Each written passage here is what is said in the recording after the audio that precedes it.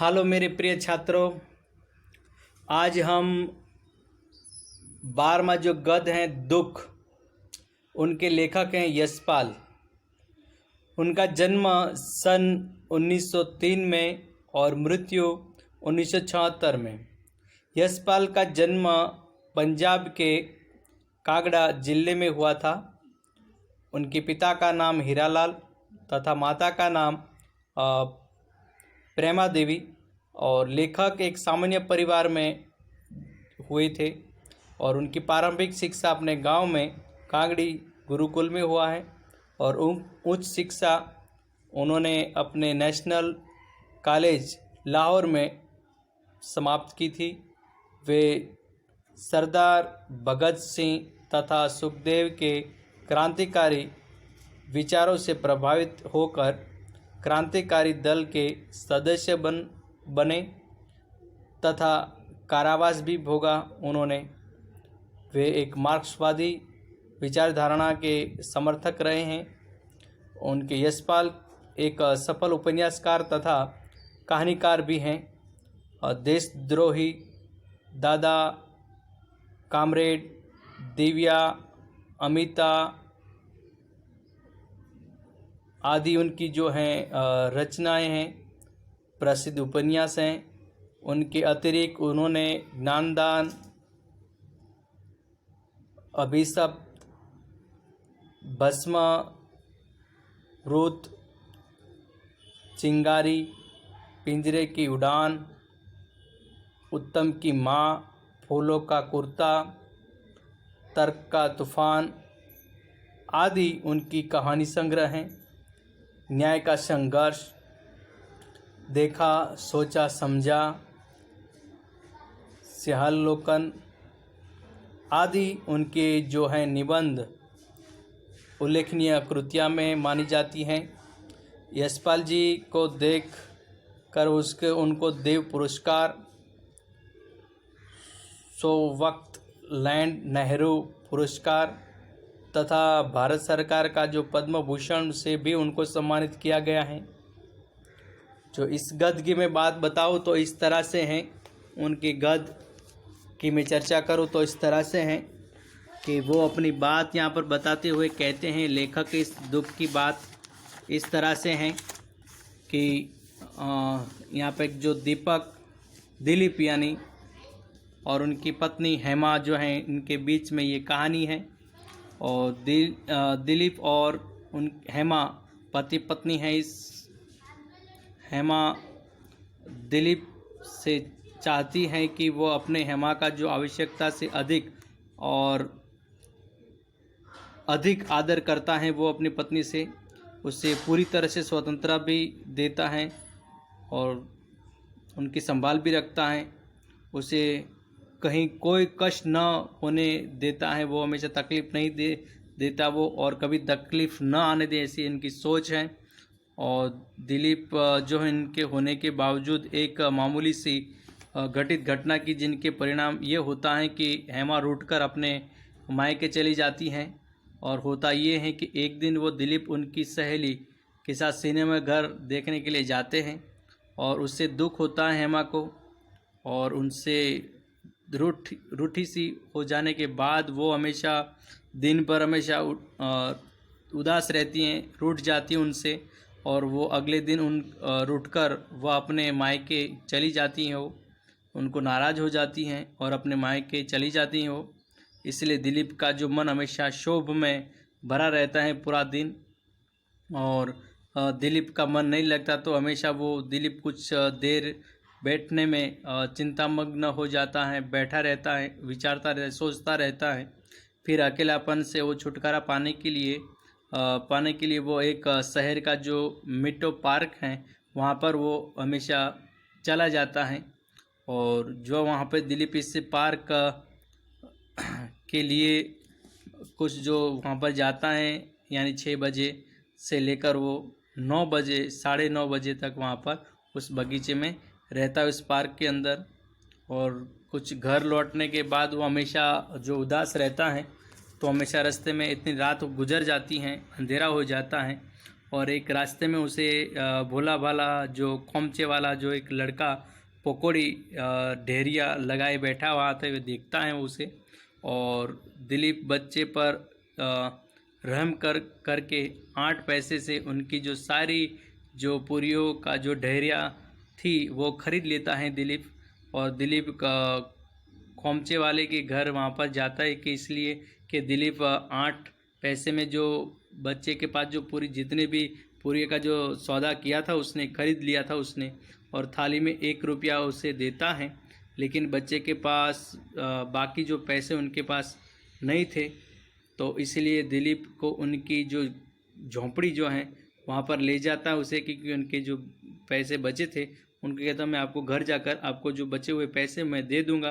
पर बच्चे के घर में जो जाता है दिलीप, उनकी खोपड़ी यानी कि थोड़ी सी हो जाती है कि उनको यानी नाराज़ जो था पहले उनकी बीवी से लिए, लेकिन उनको देखता उनकी झोंपड़ी को, लेकिन वो अचंभित रह जाता है और झोंपड़ी तक जाना पड़ता उसे।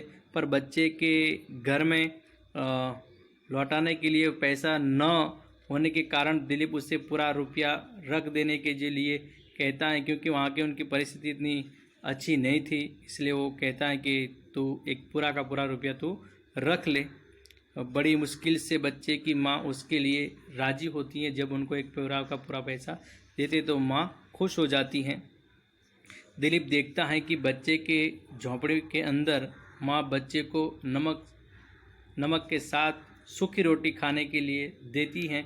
और वहाँ पर देखता है दिलीप, तो वहाँ पर माँ ने जो एक सूखी रोटी उनको देता है और नमक से भरी हुई जो है वो देता है उसे खाने के लिए।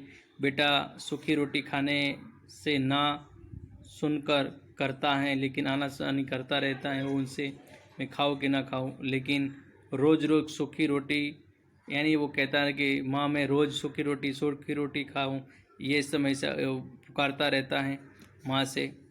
और उससे वादा करता है कि वह सुबह उसे दाल ज़रूर खिलाएगी बाबू।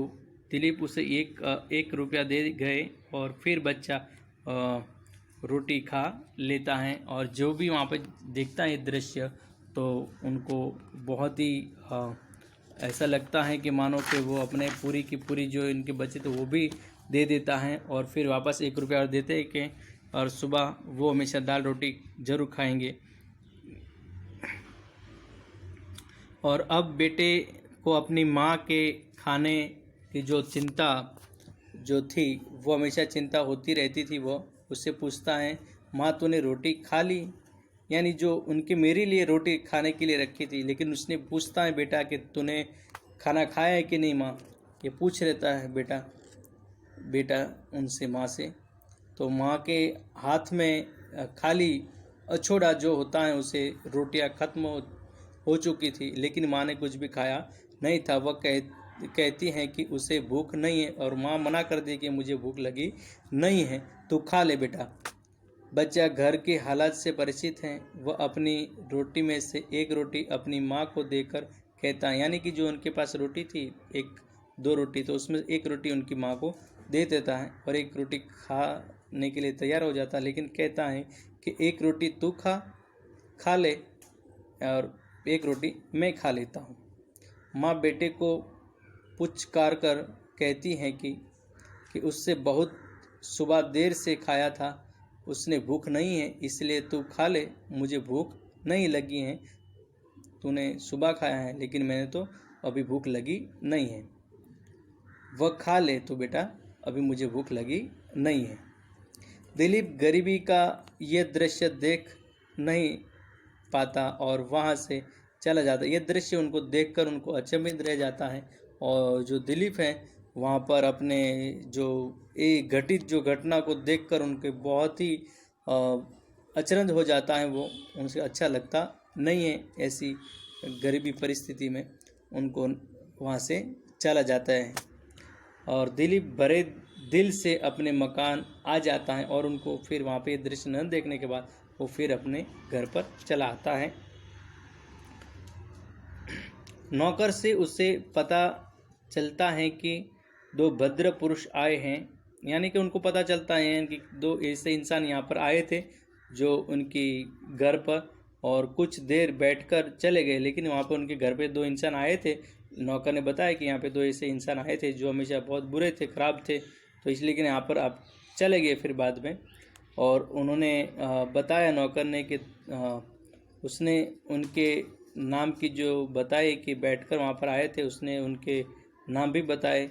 तो तभी दिलीप का जो एक छोटा भाई एक लिफाफा उसे देता है, यानी कि जहाँ पर उनके नाम भी देते हैं नौकर के 2 इंसान का कि यहाँ पर आए थे। लेकिन वहाँ पे जो उनका छोटा भाई था दिलीप का, वो आता है, उनके एक लिफाफे में एक जो था वो उसे दे देता है और कहता है कि भाभी ये पत्र भेजा है, यानी कि जो मैंने आपको लिफा दिया ये भाभी ने आपको ये लिफाफा भेजा है।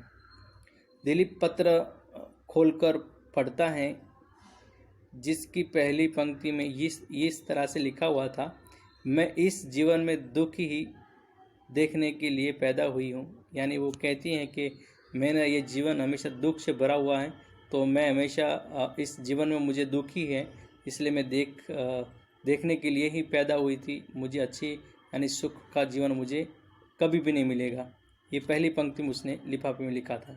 दिलीप इस पत्र को फाड़ कर फेंक देता है, और ऐसी बात जो उसने पढ़ी तो वो हमेशा पत्र को फाड़ कर वो हमेशा ज़मीन पर फेंक देता है।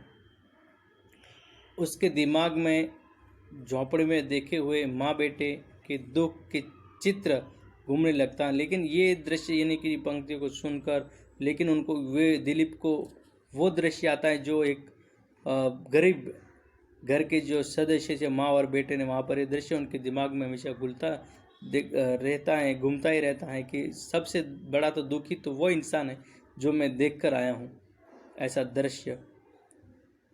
और उसके मुंह से निकलता है, काश तुम जानती दुख किसे कहते हैं।